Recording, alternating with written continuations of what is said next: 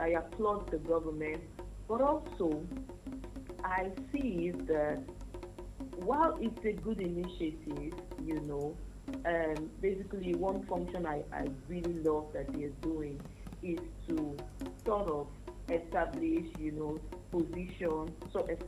foster and position a startup, aid them in getting their permits and licenses. But this is just for tech. Basically for tech, you need to have like a software, you need to have a digital product or service, So I would say that for us in the Niger Delta,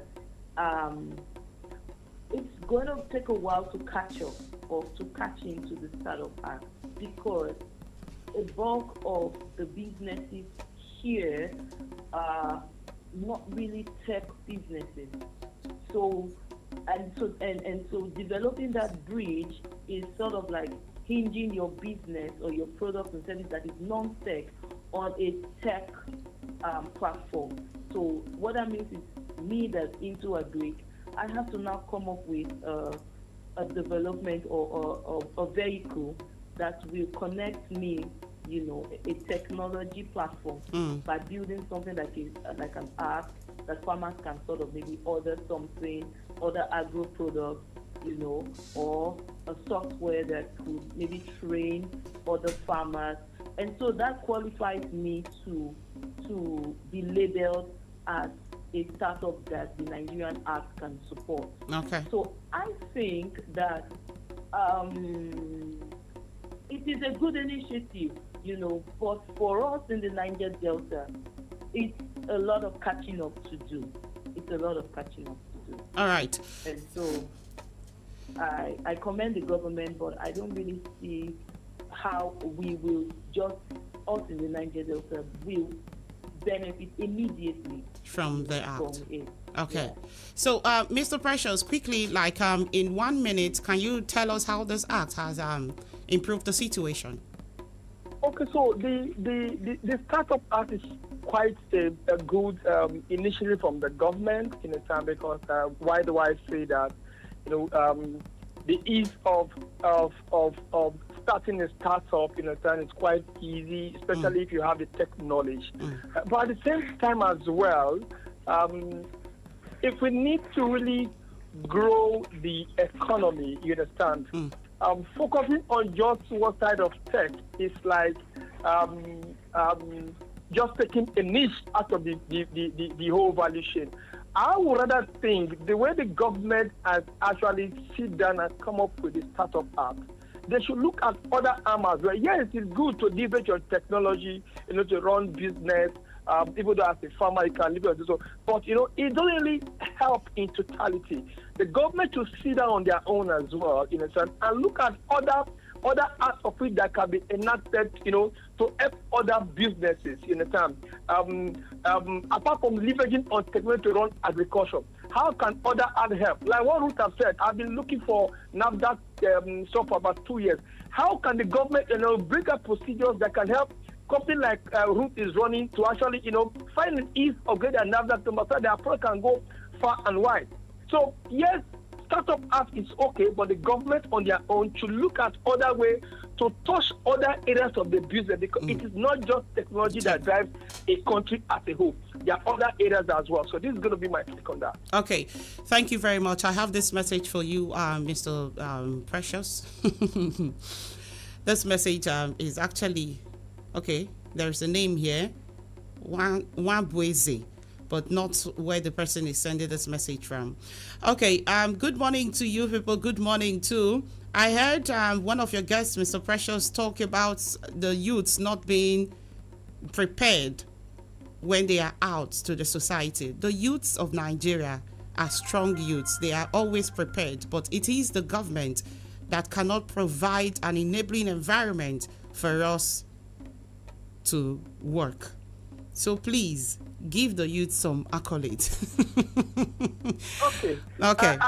Do you want me to respond to that? You can quickly before we go on a short break. Okay. So what I mean by what I said, I'm not saying that the route are not prepared. But if you look at a large chunk of the youth today, okay, you understand, are not really prepared, especially the mindset of the Gen Z.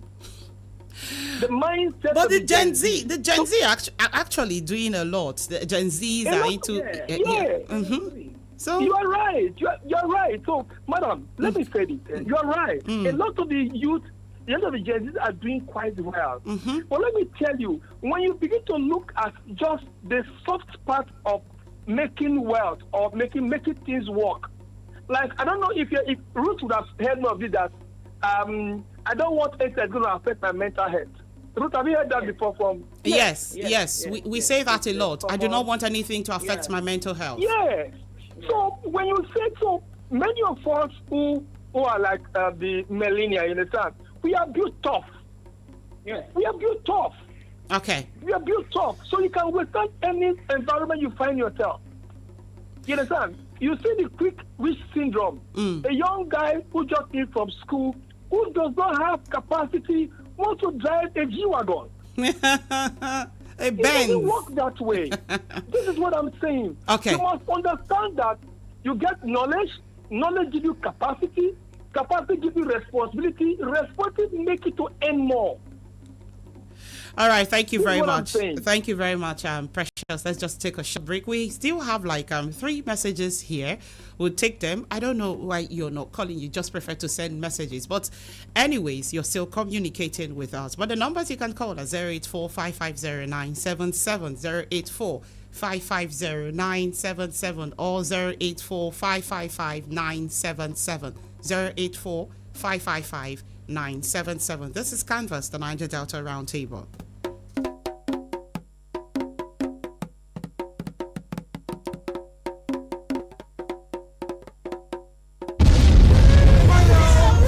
We must say no to actions that cause sorrow, death, and colossal loss. Remember, it is a punishable offense under the laws of Nigeria to build, farm, and engage in trading or any type of business activity on a pipeline right of way. For your safety, be advised to maintain a setback distance of about 30 meters or 100 feet from the boundary. Look out for yellow and black painted markers. They signify a pipeline right of way. Do not allocate, sell, or buy any land in and around them. The danger is real as the underlying pipelines carry inflammable products at very high pressures. We value your life, so help us to preserve it. This message is sponsored by SPDC, operator of the NNPC, Shell, Total, and Ajip joint venture.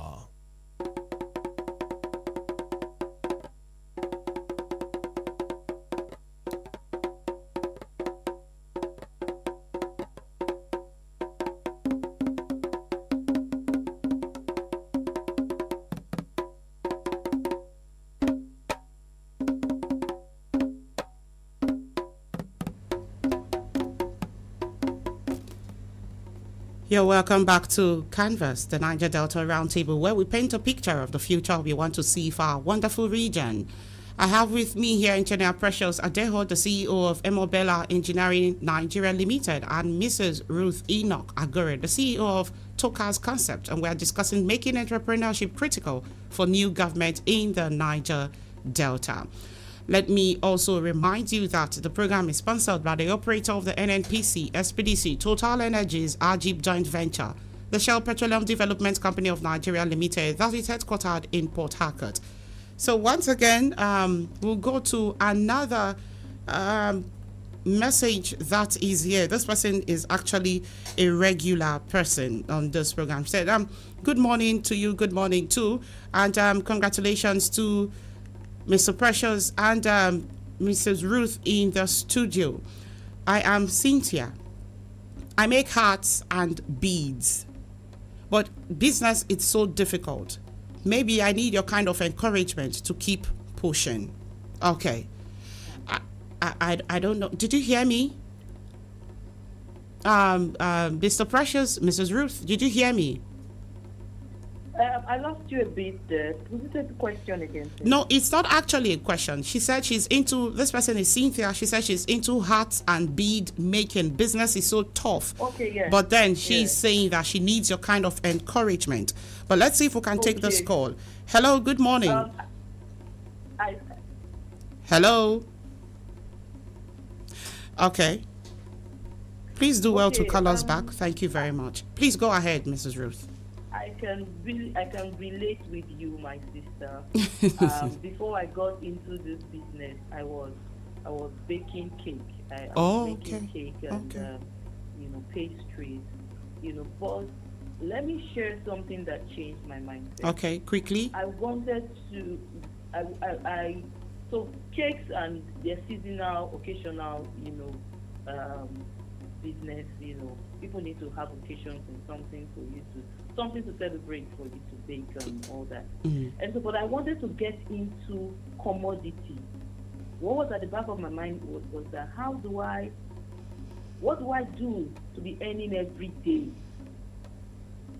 So while beads and hearts is good, you also want to have a side hustle. You want to have multiple streams of income. Okay. Because the economy is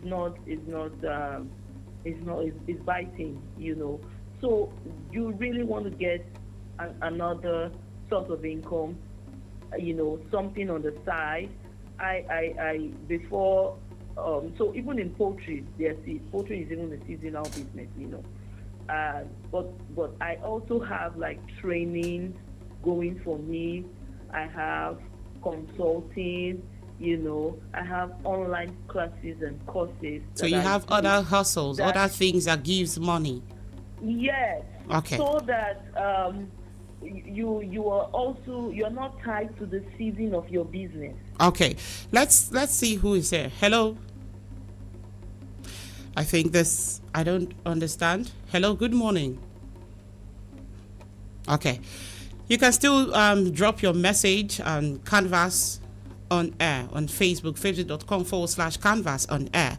The conversation, like we said, will continue there. If you're not able to call us, please, you can drop them there. Now, because of time, let me quickly go to Mr. Precious. Mr. Precious, can you tell us some of the behaviors that you think an entrepreneur must possess to be successful? Quickly, like in 1 minute or 30 seconds. One of the things that I really love, a lot of people of which I mentor when it comes to business right now, is that when it says, "Fear a man diligent in his business, he will not sit in the company of ordinary men, he will sit in the company of great men." Whatever you find your hand doing, do it with all passion. You must learn good, marketing skills. Sales and marketing skills is one thing that is very critical for a business to thrive.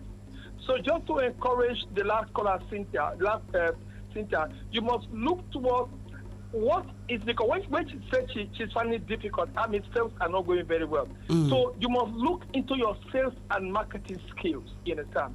Numbers are very important. You must operate lean, You must look at how this business which I'm running right now, I need to operate from a very lean perspective. That means reducing your costs very well, such a way that, looking at how to start with what you have, not starting too big, operating lean. So good financial skills, good marketing skills, good communication skills. You must be a self-starter. You must motivate yourself. Okay. The day you wake up, nothing will help you to motivate yourself. So this is what I'm going to give us an advice. Okay. Thank you very much. Because of time, like I said before, we'll need to run. But in 10 seconds, I'll let Mrs. Ruth to give her final message to the youths of the Niger Delta, please. I'll say to the youth to ditch the shackles of entitlement. Okay. My pastor would say to me that the world owes you nothing. Be productive. So being in the Niger Delta, nobody owes us anything. Okay.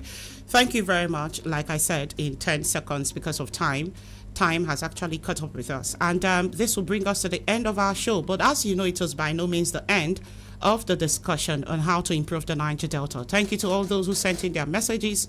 So sorry for those who network didn't allow your calls to go through. We have been discussing the topic, making entrepreneurship critical for the new government in the Niger Delta. In a nutshell, this is what Engineer Precious Adeho, the CEO of Emobella Engineering Nigeria Limited, and Mrs. Ruth Enoch Agore, the CEO of Tokas Concept, has been speaking about. Mr. Precious Adeho and Mrs. Ruth Enoch Agore, thank you so much for being our guest today on the show. Thank you. Thank you for having me. Thank you. Thank you for having me. Yeah. Thank you very much. We also wish to thank our sponsors, the operator of the NNPC, SPDC Total Energies, Ajib Joint Venture, the Shell Petroleum Development Company of Nigeria Limited, headquartered in Port Harcourt. Many thanks to our listeners for your active participation as always. I am Kate Ogan, and this is Canvas, the Niger Delta Roundtable. Do not forget you can still send your messages to our Facebook page, facebook.com/Canvas on air. So I'll see you same station, same time next week. And this is goodbye from me.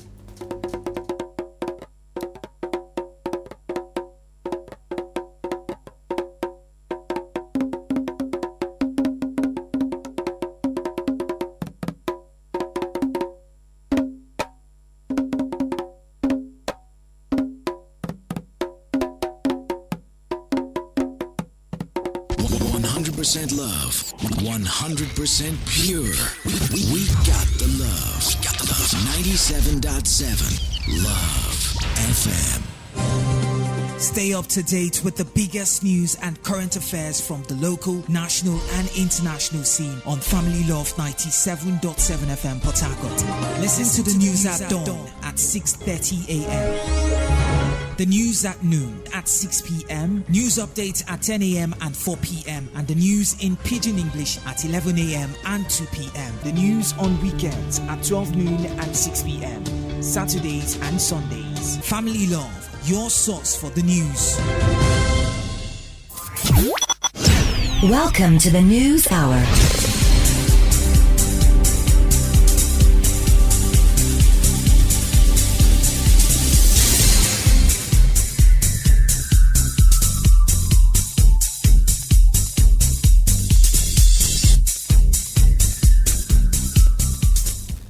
Good morning. Here is the top stories this hour on Family Love 97.7 FM.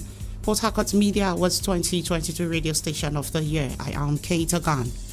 The People's Democratic Party has called on President Bola Tinubu and Vice President Kashim Shettima to take a cue from the late President Umar Yar'Adua by publicly declaring their assets as a demonstration of their determination to lead by example.